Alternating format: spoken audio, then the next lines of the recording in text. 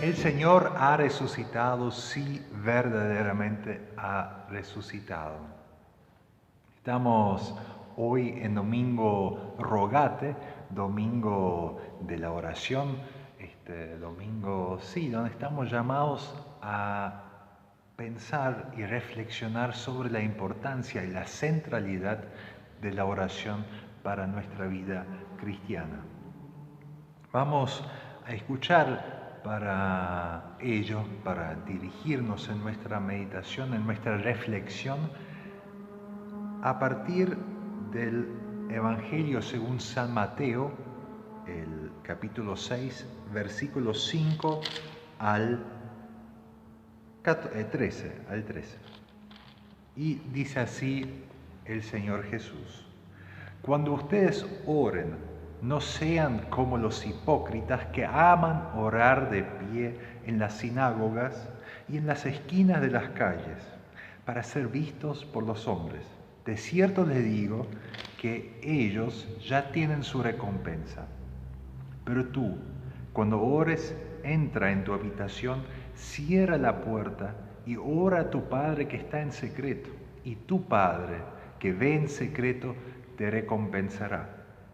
Y al orar no usen vanas repeticiones, como lo hacen los gentiles que piensan que van a ser oídos por su palabrería. Por tanto, no se hagan semejantes a ellos, porque el Padre de ustedes sabe de qué cosas tienen necesidad antes que ustedes le pidan. Ustedes pues oren así: Padre nuestro que estás en los cielos, santificado sea tu nombre. Venga tu reino y sea hecho tu voluntad, como en el cielo, así también en la tierra. El pan nuestro de cada día dánosle hoy. Perdónanos nuestras deudas, como también nosotros perdonamos a nuestros deudores.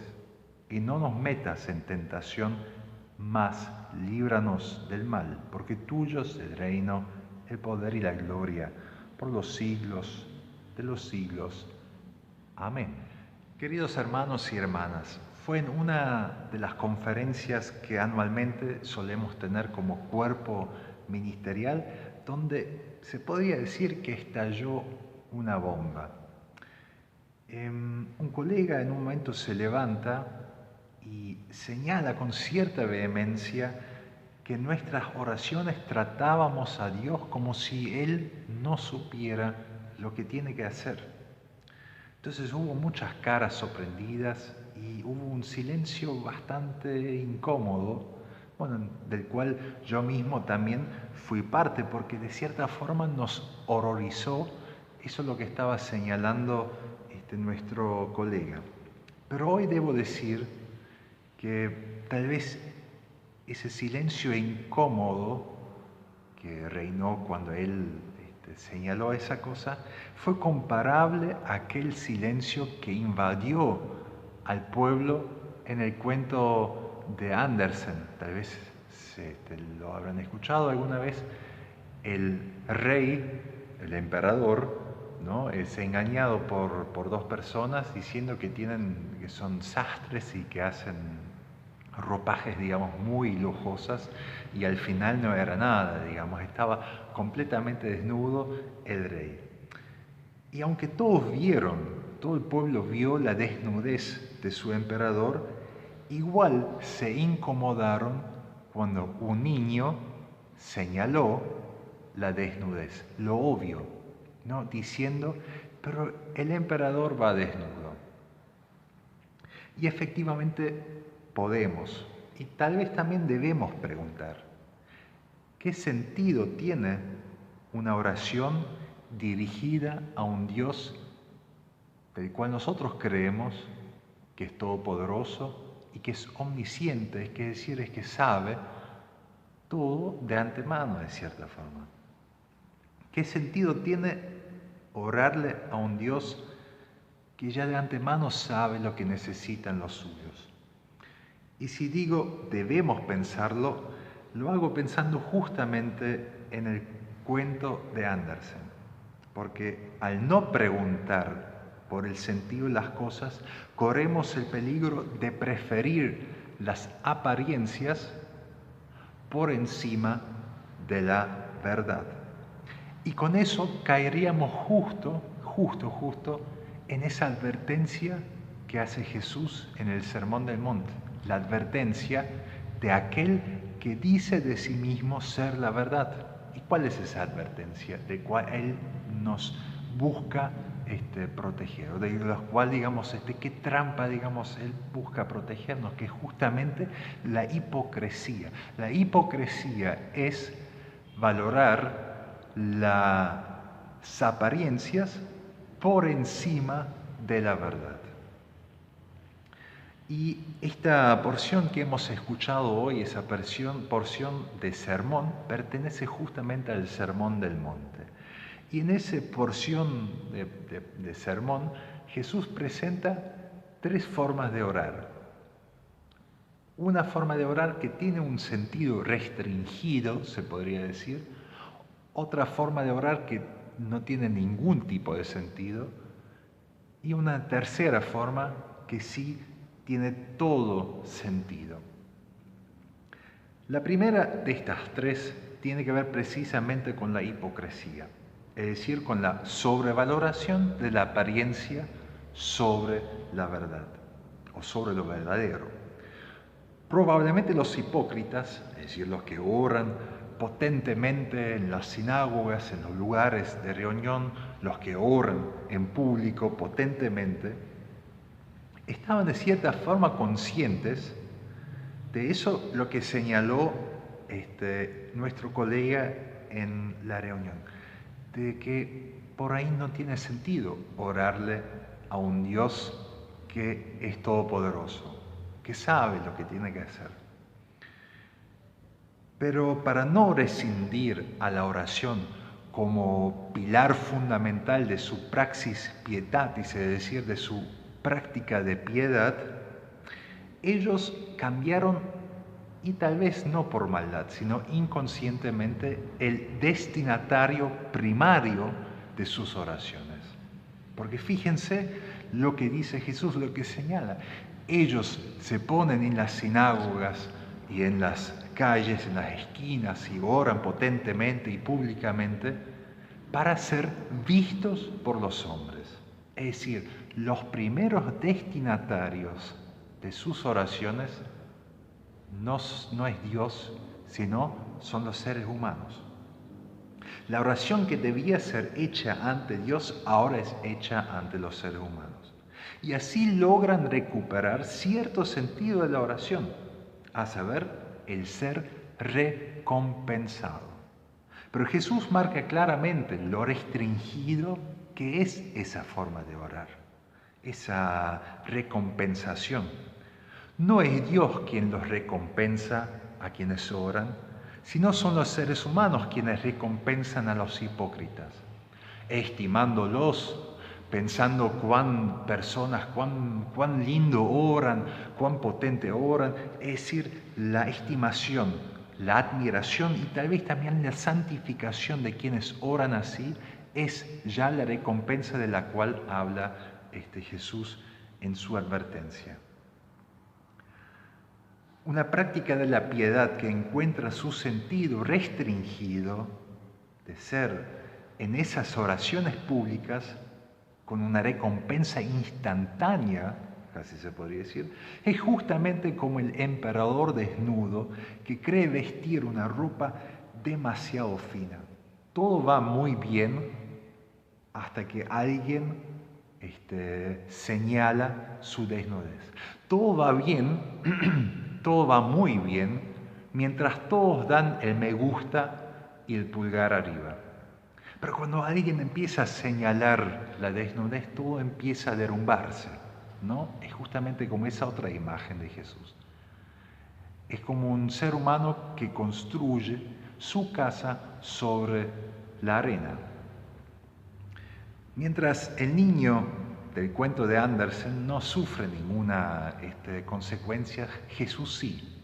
Porque por señalar la desnudez de sus oraciones de esos hipócritas, justamente esos hipócritas sienten que son atacados y que están serruchados, que alguien está serruchando su piso y que están por caer. Y justamente por eso son los que son considerados santos, los que son considerados justos, los que son considerados piadosos, los que atentan contra quien dice ser la verdad.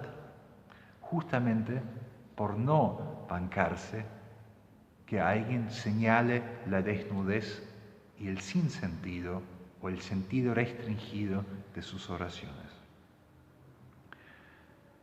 Con respecto a la segunda forma de orar, que no tiene ningún sentido, Jesús advierte a la multitud que le sigue que no oren con vanas repeticiones y con palabrerías como lo hacen los paganos. Y ahí anticipa justamente lo que señaló nuestro colega en la reunión. No tiene ningún sentido buscar convencer a un Dios que es todopoderoso de hacer justamente lo que nos parezca a nosotros.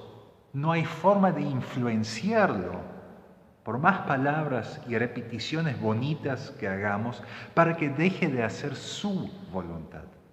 No tiene sentido porque si Dios dejaría influenciarse o cambiar su voluntad a base de la oración humana, dejaría de ser Dios para convertirse en un ídolo. Es decir, un Dios hecho a medida y a gusto y piacere del ser humano.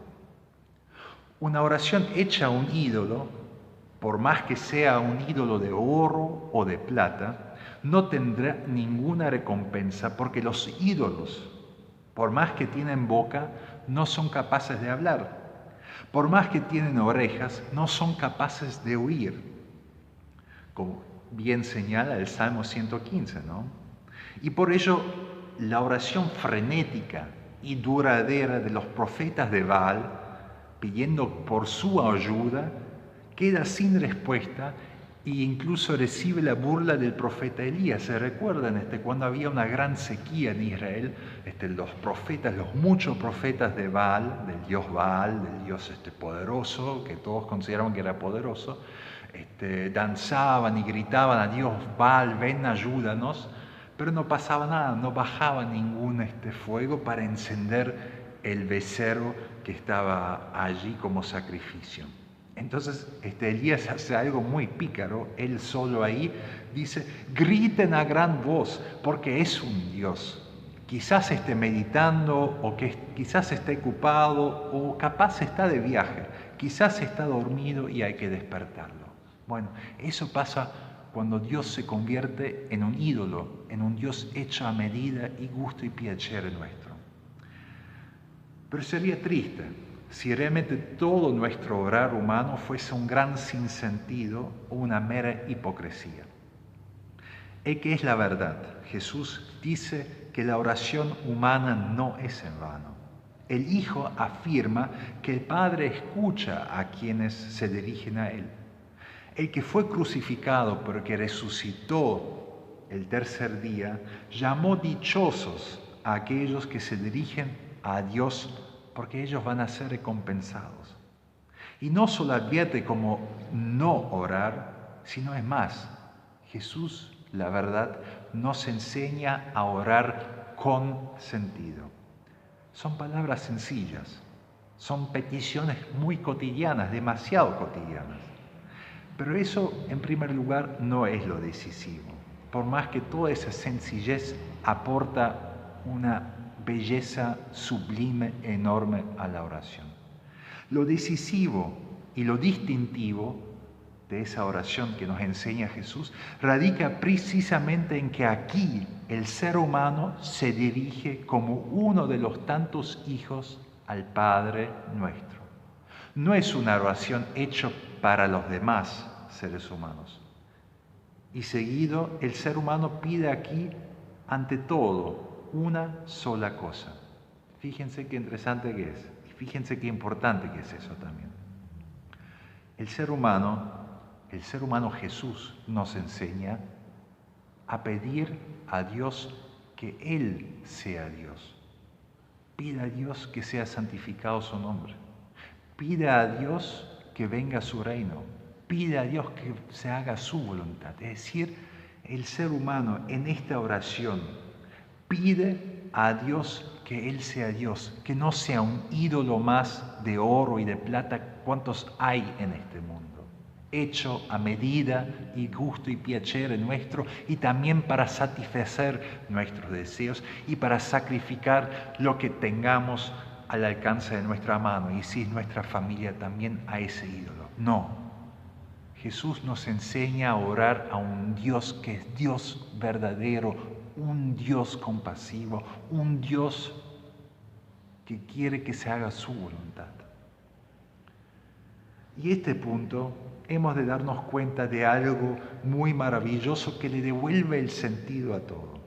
Aquí el ser humano pide y clama a Dios, pero esas peticiones y ese clamor llega a Dios como una alabanza y casi se podría decir como una acción de gracias. Mientras los hipócritas buscan que los demás respondan a sus oraciones y mientras los paganos buscan que algún dios, algún ídolo los escuche y responda favorablemente, el que clama a Dios como a un padre, en realidad ya responde a lo que Dios hizo y dijo. Es decir, responde a lo que Dios hizo y dijo en Cristo Jesús, su palabra encarnada, por la que podemos saber que Dios es nuestro Padre. ¿Cuánto sentido hay en estos sencillos Padre Nuestros orados por tantas personas alrededor del mundo y a través de los tiempos? En la privacidad de sus dolores, en la privacidad de sus luchas y desesperaciones. ¿Cuánto sentido hay en las celebraciones sencillas, donde como comunidad de hermanos y hermanas que se sabe unido el uno con el otro, y ellos como cuerpo con Cristo, y con los demás hermanos y hermanas alrededor del mundo y a través de los tiempos, por esta sencilla oración? ¿Cuánto sentido hay cuando la criatura sufriente se dirige a Dios como a un Padre, dándole gloria a Él y volviéndose hijo suyo? Y aquí vale lo mismo que lo que dije sobre los cantos la semana pasada, donde le he dado la gloria a Dios, el Dios que estaba en Cristo Jesús y reconcilió el mundo consigo mismo, el Dios que venció las puertas del infierno y del reino de los muertos mediante su amor hacia el mundo. Allí donde le he dado la gloria a ese Dios, allí también habrá paz en esta nuestra tierra. Por eso, queridos hermanos y hermanas, pidámosle juntos al resucitado: concédenos tu Espíritu, mi Señor y mi Dios, y enséñanos a orar. Amén.